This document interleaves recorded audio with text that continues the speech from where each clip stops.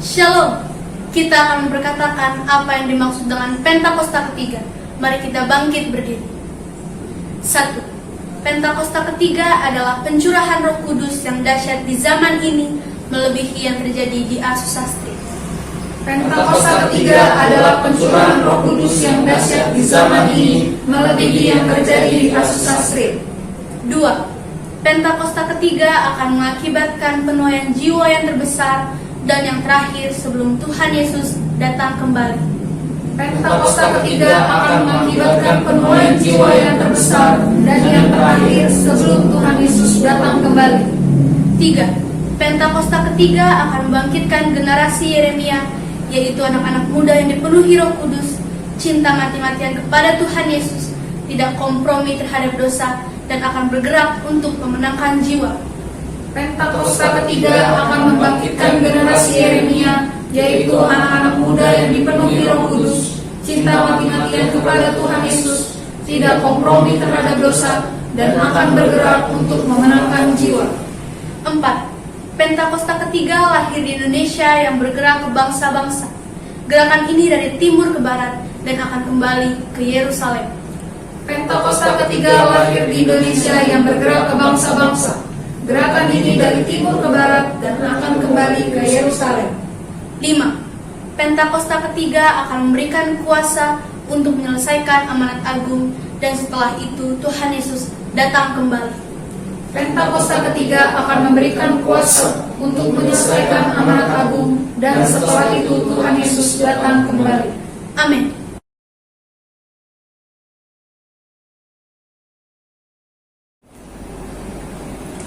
Mari jemaat kita bangkit berdiri, kita akan memperkatakan visi Rayon 1H.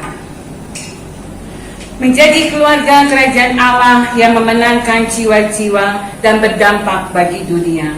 Dengan nilai ikrar Rayon 1H, integritas, keintiman, rendah hati, antusias inovatif, rela berkorban. Amin. Dengan iman kita akan memperkatakan Mazmur 91 ayat 1 sampai dengan 16.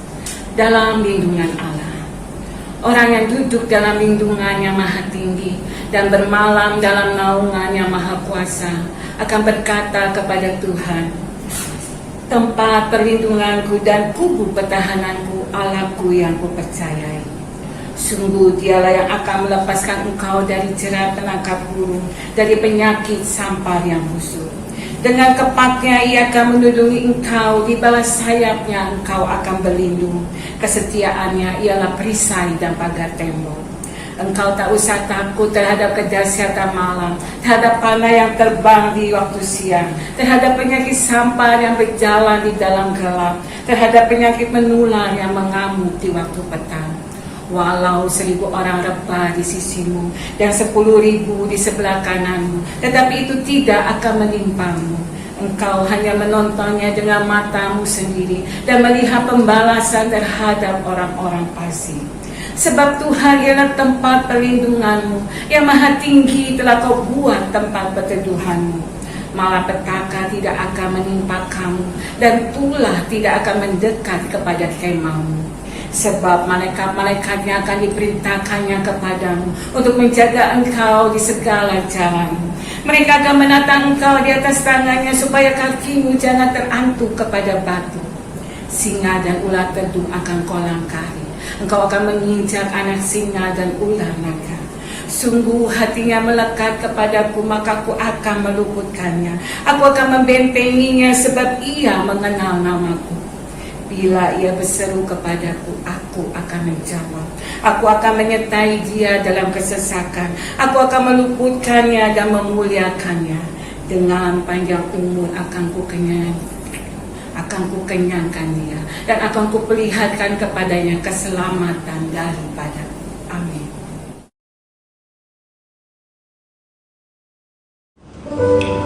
Mari kita masuk dalam hadirat Tuhan. Persiapkan hati kita bersatu dalam doa. Tuhan Yesus, terima kasih Tuhan untuk penyertaan-Mu Tuhan Yesus, untuk kebaikan-Mu Tuhan sepanjang hari Tuhan selalu baru Tuhan Yesus. Terima kasih Tuhan, terima kasih Kami mau memuji menyembah-Mu Tuhan, datang ke tempat-Mu Tuhan Yesus. Biarlah hadirat-Mu memenuhi setiap kami Tuhan. Terima kasih Tuhan, terima kasih. Biarlah lewat pujian kami, penyembahan kami Tuhan Yesus, Kau hadir di tengah-tengah kami Tuhan. Hanya dalam nama Tuhan Yesus kami berucap syukur. Haleluya. Amin.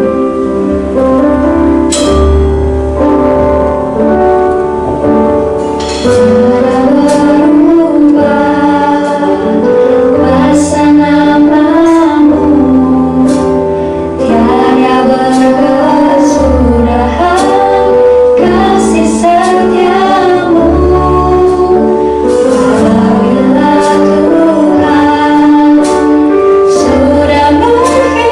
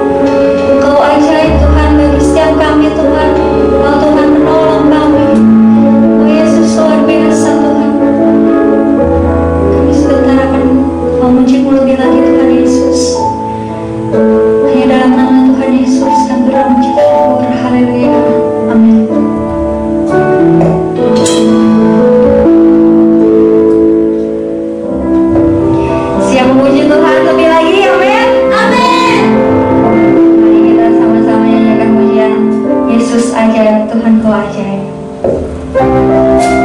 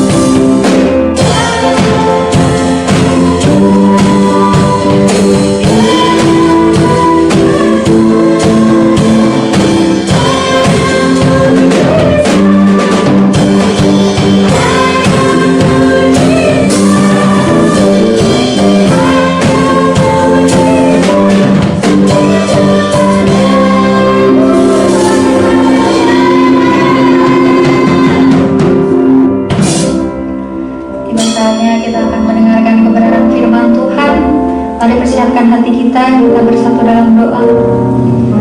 Tuhan Yesus, terima kasih Tuhan. Ini juga saatnya kami akan mendengarkan kebenaran firman-Mu Tuhan. Tuhan, berkatilah kami yang akan mendengarkan kebenaran firman-Mu Tuhan Yesus. Tanamkan di hati kami Tuhan Yesus, dan kami dapat melakukannya Tuhan. Berkatilah hamba-Mu juga yang akan menyampaikan kebenaran firman-Mu Tuhan. Setiap apa yang keluar dari mulut, dari bibir hamba-Mu ini ya Tuhan, itu berasal dari Engkau Tuhan Yesus. Oh Tuhan, terima kasih Tuhan, terima kasih. Kami siap Tuhan. Ini dalam nama Tuhan Yesus kami terucap syukur. Haleluya. Amin. Kau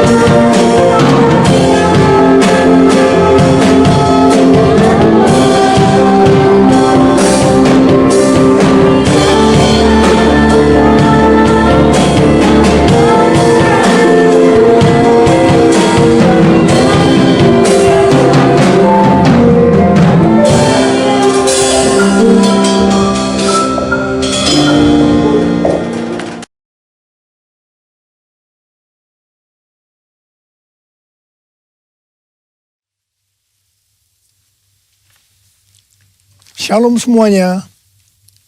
Tahun 2022 adalah tahun paradigma yang baru.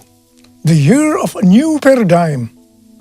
Definisi paradigma menurut Kamus Besar Bahasa Indonesia adalah model dan juga kerangka berpikir.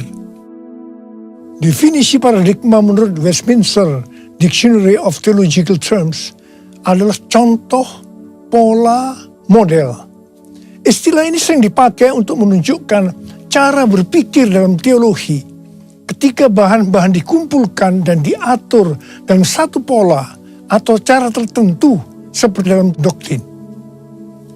Tuhan Yesus memberikan ayat emas untuk tema ini, yaitu Yesaya 43 ayat 18 sampai dengan 21 dan Filipi 3 ayat 13 sampai dengan 14.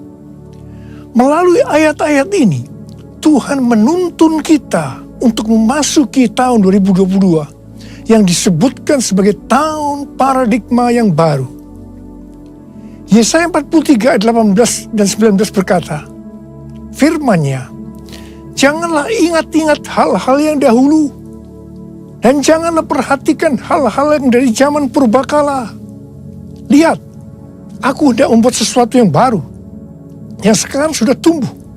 Belumkah kamu mengetahuinya? Ya, aku hendak membuat jalan di padang gurun dan sungai-sungai di padang belantara. Kalau kita melihat ayat-ayat sebelumnya, maka di situ Tuhan mengingatkan kepada bangsa Israel bahwa dulu mereka ditolong dari kejaran Firaun beserta pasukannya dengan mengubur mereka di Laut Merah. Tetapi sekarang, untuk membebaskan bangsa Israel dari Babel, Tuhan memakai cara yang lain, yang tidak sama dengan yang dulu dia lakukan. Tuhan berkata, janganlah ingat-ingat hal-hal yang dahulu. Janganlah perhatikan hal-hal yang dari zaman purbakala. Sekarang Tuhan membuat sesuatu dengan cara membuat jalan di padang gurun dan sungai-sungai di padang belantara, yang merupakan sesuatu yang mustahil dilakukan oleh manusia di zaman itu. Tetapi bagi Tuhan tidak ada yang mustahil. Katakan amin. Inilah yang disebut dengan paradigma yang baru. Sekarang Tuhan berbicara kepada kita semua bahwa memasuki tahun 2022, Tuhan akan menolong dan membebaskan kita dari masalah-masalah yang terjadi dalam seluruh aspek kehidupan kita. Apakah itu sakit penyakit, keluarga, pelayanan, bisnis, sekolah, masa depan, dan lain-lain dengan cara yang baru atau paradigma yang baru. Kita akan mengalami seperti yang terdapat dalam 1 Korintus 2 ayat 9 yang berkata, tetapi seperti ada tertulis, apa yang tidak pernah dilihat oleh mata, dan tidak pernah didengar oleh telinga, dan yang tidak pernah timbul dalam hati manusia, semua yang disediakan Allah untuk mereka yang mengasihi Dia. Ada 3 hal yang harus diperhatikan dalam memasuki tahun paradigma yang baru ini. Yang pertama, paradigma adalah inisiatif dari Tuhan sendiri, yang perlu diresponi oleh umatnya. Ada bagian yang Tuhan perbuat, dan ada bagian yang umatnya yang harus lakukan. Yang kedua, bagian Tuhan, yaitu membuat sesuatu yang baru. Yang ketiga, bagian umat Tuhan, yaitu melihat, mengetahui, dan menerima yang Tuhan buat. Bagaimana supaya kita mempunyai pola pikir paradigma yang baru? Yaitu melalui firman Tuhan dan Roh Kudus. Bukan kebetulan, sebelum memasuki tahun 2022, maka tema tahun 2021 adalah tahun integritas. Jadi hanya orang yang berintegritas atau yang menjadi serupa dengan gambar Yesus yang akan bisa mengerti dan meresponi dengan benar paradigma yang baru ini. Karena itu, kita harus melakukan seperti yang tertulis dalam 1 Yohanes 2 ayat 6. Bahwa kita yang percaya kepada Tuhan Yesus harus hidup sama seperti Kristus telah hidup. Karena kita telah hidup sama seperti Kristus telah hidup, maka kita akan menjadi serupa dengan gambarnya. Ku mau sepertimu Yesus, disempurnakan selalu dalam setiap jalanku, memuliakan namamu, memuliakan namamu, memuliakan namamu.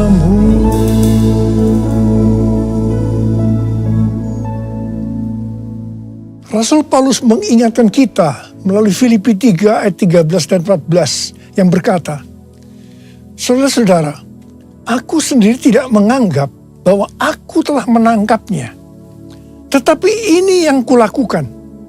Aku melupakan apa yang telah di belakangku dan mengarahkan diri kepada apa yang di hadapanku dan berlari-lari kepada tujuan untuk memperoleh hadiah, yaitu panggilan surgawi dari Allah dalam Kristus Yesus.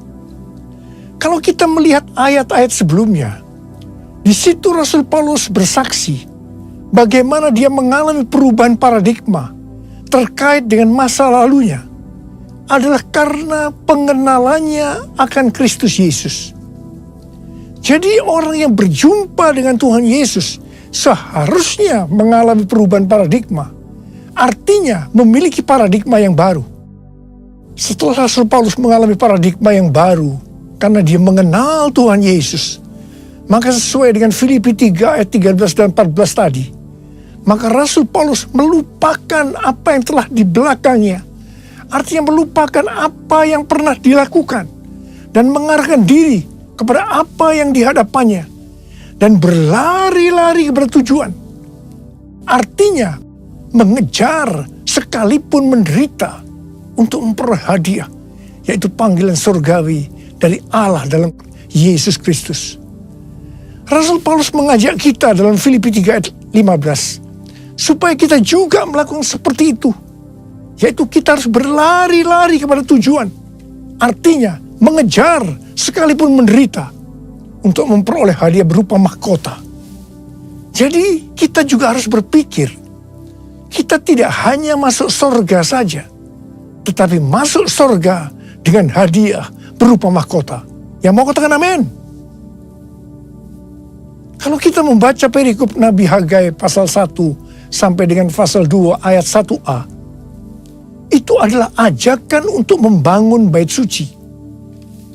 Tuhan berfirman melalui Nabi Hagai kepada Zerubabel bin Shealtiel, Bupati Yehuda, dan Yosua bin Yosadak, imam besar, untuk mengajak bangsa Israel membangun bait suci. Tuhan menegur bangsa Israel karena mereka hanya sibuk membangun rumahnya sendiri, tetapi rumah Tuhan tidak dibangun dan tetap menjadi reruntuhan. Tuhan berkata kepada bangsa Israel, karena itu lihatlah keadaan dirimu. Kamu menabur banyak, tetapi membawa pulang hasil sedikit. Kamu makan, tetapi tidak sampai kenyang. Kamu minum, tetapi tidak sampai puas. Kamu mendapat upah, tetapi tidak pernah cukup. Karena seperti ditaruh dalam pundi-pundi yang berlubang. Yang artinya, kemungkinan banyak pengeluaran yang tidak terduga, seperti sakit, dicuri, ditipu, dirampok, dan lain-lain. Teguran yang sama sekarang Tuhan berikan juga kepada kita.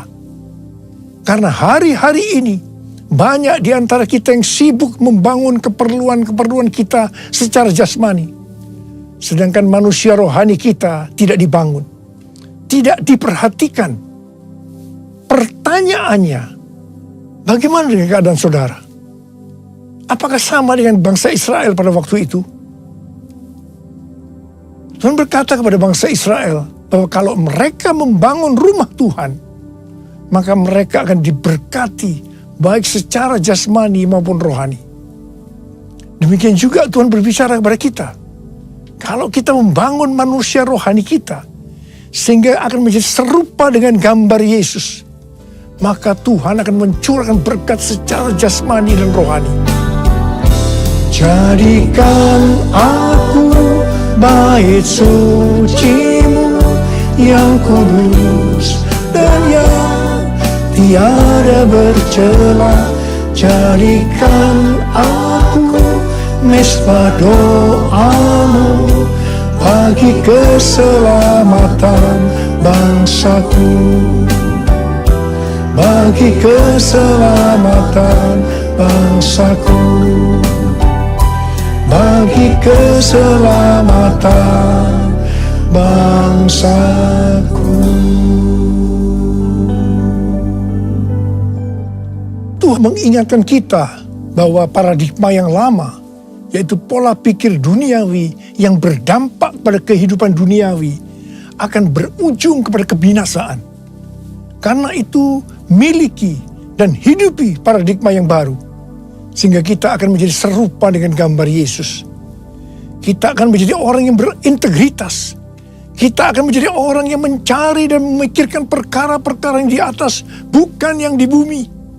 Sehingga pada saat Tuhan Yesus menjemput kita gerejanya, kita akan ikut dalam pengangkatan dan masuk surga dan akan bersama-sama dengan Tuhan Yesus selama-lamanya.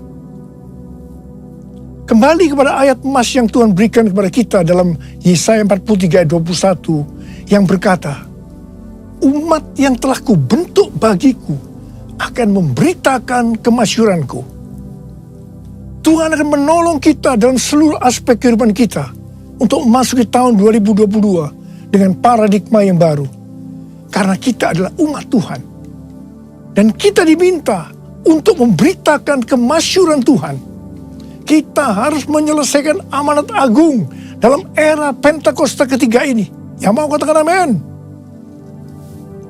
1 Petrus 2 ayat 9 berkata, tetapi kamulah bangsa yang terpilih, imamat yang rajani, bangsa yang kudus, umat kepunyaan Allah sendiri, supaya kamu memberitakan perbuatan-perbuatan yang besar dari Dia, yang telah memanggil kamu keluar dari kegelapan kepada terangnya yang ajaib. Ingat, tugas utama kita adalah memberitakan perbuatan-perbuatan yang besar dari Dia. Tugas kita untuk menyelesaikan atau menuntaskan amanat agung. Kamulah bangsa yang terpilih, imamat rajani, bangsa yang kudus, umat kepunyaan Allah, memberitakan perbuatannya yang memanggil engkau dari gelap pada terangnya yang ajaib. Arti imamat yang rajani adalah yang pertama, imam kepunyaan raja atau imam yang melayani raja. Jadi kita melalui Tuhan Yesus Kristus sudah menjadi imam di hadapan Allah, yang artinya kita melayani Dia, Raja di atas segala raja, untuk taat kepada segala perintahnya, untuk menyenangkan hatinya. Dan arti yang kedua dari imamat yang rajani adalah status kita sebagai imam dan raja, sesuai dengan Wahyu 5 ayat 10 yang berkata, dan engkau telah membuat mereka menjadi suatu kerajaan dan menjadi imam-imam bagi Allah kita, dan mereka akan memerintah sebagai raja di bumi. Semua ini terjadi karena sesuai dengan Wahyu 5 ayat 9 yang berkata bahwa kita sudah dibeli dengan darah Yesus. Pertanyaannya, dibeli dari siapa? Sesuai dengan Kisah Para Rasul 26 ayat 18, bahwa sebelum kita percaya kepada Tuhan Yesus, kita di bawah kuasa iblis. Jadi kita dibeli dengan darah Yesus dari tangan iblis. Ingat, kita adalah milik Tuhan Yesus. Kita sudah dibeli dengan harga yang mahal, yaitu darah Tuhan Yesus. Setelah itu, Tuhan Yesus membuat kita menjadi suatu kerajaan. Dan kita menjadi imam bagi Allah kita. dan memerintah sebagai raja di bumi. Memerintah sebagai raja di bumi itu artinya, yang pertama, menyatakan kuasa roh Allah seperti yang dilakukan oleh Tuhan Yesus dan mengusir setan, melenyapkan penyakit, menghardik badai. Jadi kita diberikan kuasa untuk melakukan hal-hal itu. Yang kedua, memerintah sebagai raja di bumi. Itu artinya menyatakan kehendak Allah dengan memberitakan keselamatan dan pengampunan dosa. Matius 16 ayat 19 berkata, "Kepadamu akan kuberikan kunci kerajaan sorga. Apa yang kau ikat di dunia ini akan terikat di sorga. Dan apa yang kau lepaskan di dunia ini akan terlepas di sorga." Dan yang ketiga, memerintah sebagai raja di bumi itu artinya memerintah sebagai raja di bumi bersama Kristus dalam kerajaan 1000 tahun. Wahyu 20 ayat 6 berkata, "Berbahagia dan kuduslah ia yang mendapat bagian dalam kebangkitan pertama. Kematian yang kedua tidak berkuasa lagi atas mereka. Tetapi mereka menjadi imam-imam Allah dan Kristus. Dan mereka akan memerintah sebagai raja bersama-sama dengan dia 1000 tahun lamanya." Haleluya! Mungkin ada di antara kita yang tidak sadar betapa dahsyat kuasa yang Tuhan berikan kepada kita. Mungkin ada di antara kita yang hidupnya selalu dalam kekalahan. Mungkin dalam masa pandemi ini terlalu banyak masalah-masalah yang kita hadapi, sehingga ada yang tawar hati. Dan Tuhan ingatkan kepada kita dalam Amsal 24 ayat 10 yang berkata, "Jika engkau tawar hati pada masa kesesakan, kecillah kekuatanmu. Bangkitlah dan ingatlah bahwa kita adalah imamat yang rajani, yang artinya kita adalah imam-imam bagi Allah kita. Dan kita memerintah sebagai raja di bumi ini. Kita harus senantiasa hidup dalam kemenangan." Haleluya! Taruh tangan kanan saudara di dada saudara. Katakan bersama saya, "Akulah bangsa yang terpilih, imamat rajani, bangsa yang kudus, umat kepunyaan Allah, untuk memberitakan perbuatannya yang memanggil aku dari gelap pada terangnya yang ajaib." Haleluya! Memasuki tahun 2022, saya katakan bahwa persembahan sulung adalah paradigma yang baru untuk memberkati umatnya, yaitu saudara dan saya. Kalau saudara percaya, katakan amin. Amsal 3 ayat 9 dan 10 berkata, "Muliakanlah Tuhan dengan hartamu dan dengan hasil pertama dari segala penghasilanmu. Maka lumbung-lumbungmu akan diisi penuh sampai melimpah, limpah, limpah. Dan bejana pemerahanmu akan meluap dengan air buah anggurnya." Persembahan sulung untuk tahun 2022 adalah seluruh penghasilan yang didapatkan pada bulan Januari 2022 dan diberikan pada bulan Februari tahun 2022. Dan ini sudah kita lakukan lebih dari 10 tahun.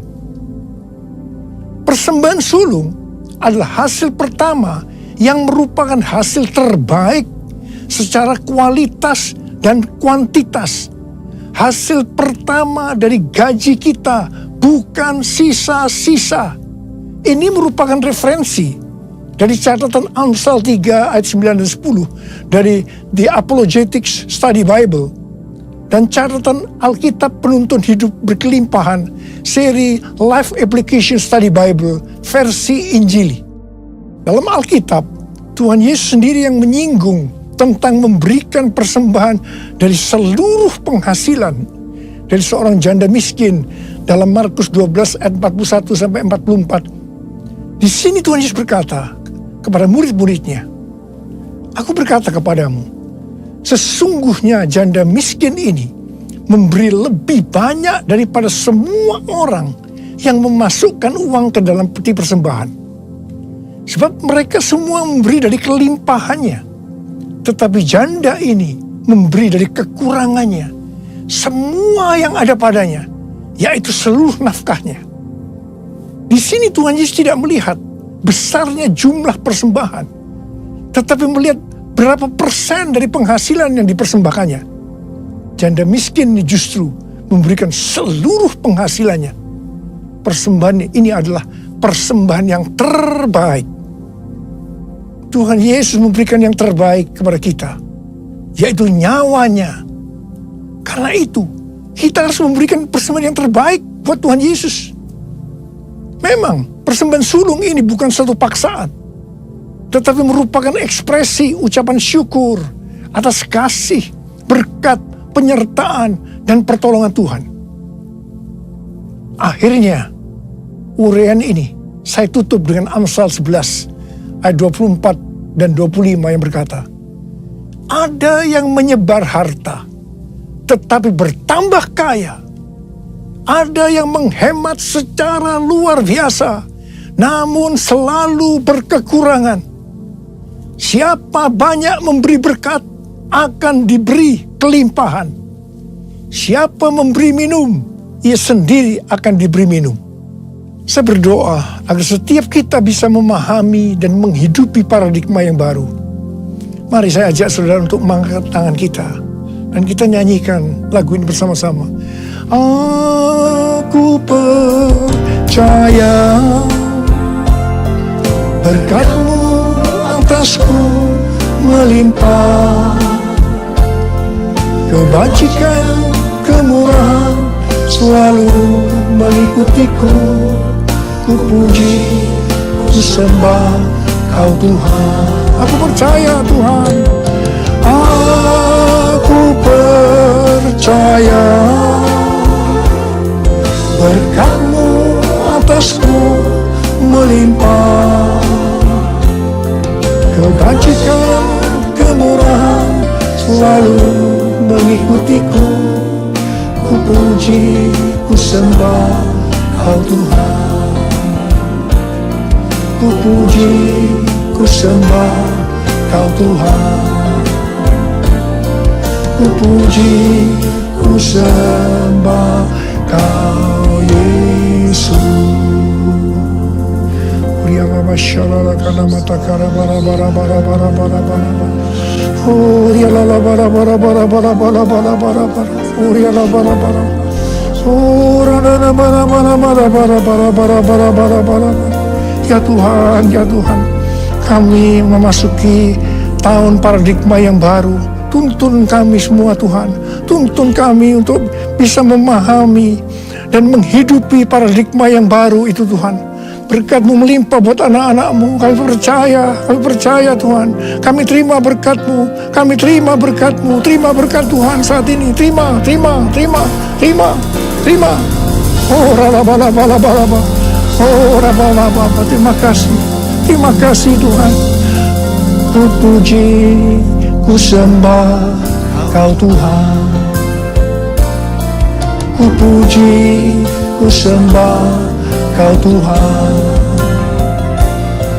Ku puji, ku sembah Kau Yesus.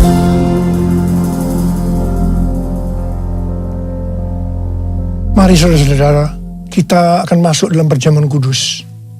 Kita akan mengingat ayat ini. Sebab setiap kali kamu makan roti ini dan minum cawan ini, kamu memberitakan kematian Tuhan sampai Ia datang. Perjamuan kudus adalah perjamuan Tuhan Yesus sendiri. Setiap kali kita masuk dalam perjamuan kudus, Tuhan Yesus selalu berkata, biarlah ini menjadi peringatan akan daku. Karena itu mari arahkan hati kita kepada Tuhan, kepada kebaikan Tuhan Yesus. Supaya kita lebih mengasihi Tuhan Yesus, supaya kita lebih mengasihi satu dengan yang lain. Mari tundukkan kepala. Bapa, siapakah kami sebelum kami mengenal Engkau? Kami semua orang berdosa. Upah dosa adalah maut, mati. Tapi Engkau yang tidak berdosa telah dijadikan dosa oleh karena kami. Engkau harus turun dari sorga mulia, menjelma menjadi manusia, dan mati ganti kami dengan penderitaan yang luar biasa. Sungguh kalau kami pikirkan ya Tuhan, betapa baiknya Engkau itu. Engkau jadikan kami sebagai anak-anak-Mu. Engkau tuntun, Engkau bela, Engkau lindungi, Engkau berkati kami. Engkau sembuhkan kami. Engkau juga tegur kalau kami berbuat salah. Itu Engkau ya Aba. Itu Engkau ya Aba. Saudara, Tuhan Yesus akan memberkati kita melalui perjamuan kudus. Tapi Tuhan mau kita makan dan minum dengan cara yang benar. Mari, setiap kita introspeksi. Lihat keadaan diri masing-masing. Jangan menyimpan dosa. Kalau Tuhan ingatkan ada dosa yang harus kita selesaikan saat ini, langsung kita minta ampun.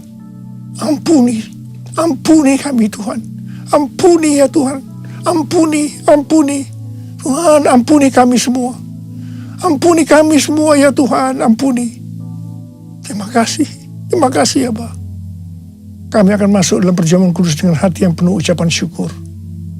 Dalam nama Yesus kami berdoa. Amin. Sekarang mari saya ajak saudara untuk mengangkat roti di tangan kanan kita tinggi-tinggi.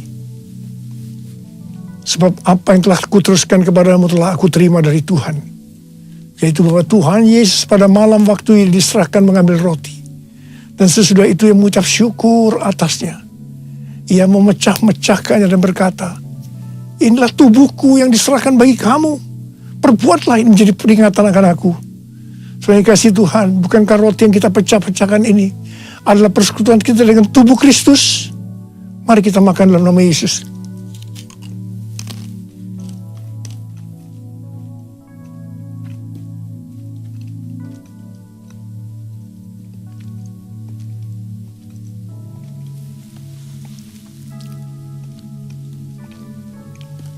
Angkat cawan di tangan kanan kita tinggi-tinggi. Demikian juga ia mengambil cawan sesudah makan. Lalu berkata, cawan ini adalah perjanjian baru yang dimeteraikan oleh darahku. Perbuatlah ini. Setiap kali kamu meminumnya menjadi peringatan akan aku. Saudara kasih Tuhan. Bukan cawan pengucapan syukur. Yang atasnya kita ucapkan syukur. Adalah persekutuan kita dengan darah Yesus. Mari kita minum dalam nama Yesus.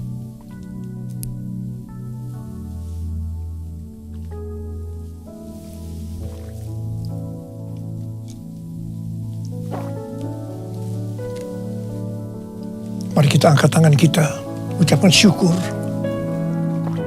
Dengan suara, jangan diam. Ucapkan terima kasih, ucapkan syukur. Ya Tuhan, terima kasih. Kami bersyukur ya Tuhan, kami bersyukur. Oh raraba ya raraba shandera gana malabaraba. Oh terima kasih buat kebaikan-Mu ya Tuhan. Oh raraba raraba raraba raraba raraba. Tuhan terima kasih. Terima kasih ya Aba, terima kasih Kau melihat anak-anak-Mu. Mereka sedang membutuhkan Tuhan hari-hari ini Tuhan. Hari-hari di tengah Omikron yang mulai mengganas di Indonesia, hamba-Mu akan perkatakan, hai Omikron, dalam nama Yesus, diam, tenanglah, diam, tenanglah, diam, tenanglah. Bapa, Engkau memberikan anak-anak-Mu sehat, tidak terpapar ya Tuhan. Berkati anak-anak-Mu, tidak ada yang berkekurangan, semua dicukupkan, malah berkelimpahan dalam berbagai kebajikan. Tuhan terima kasih, terima kesembuhan, terima berkat Tuhan, terima.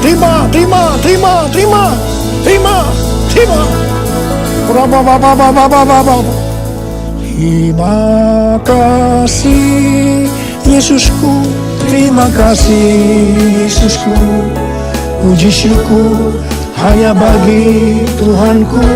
Terima kasih Yesusku, terima kasih Yesusku. Puji syukur hanya bagi Tuhanku. Terima kasih ya Tuhan. Terima kasih Yesusku, terima kasih Yesusku. Puji syukur hanya bagi Tuhanku. Terima Yesusku, terima kasih Yesusku. Puji syukur hanya bagi Tuhanku. Puji syukur hanya bagi Tuhanku.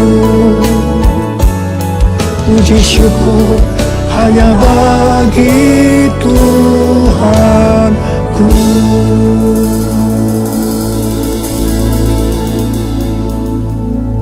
Sekarang terimalah berkat Tuhan. Kasih karunia berlimpah-limpah daripada Allah Bapa dalam Anak yang tunggal Yesus Kristus. Persekutuan yang manis dengan Roh Kudus menyertai saudara sekalian mulai hari ini. Sampai Tuhan Yesus datang menjemput kita di awan-awan dan bahkan sampai selama-lamanya. Yang percaya bersama-sama katakan, Amin.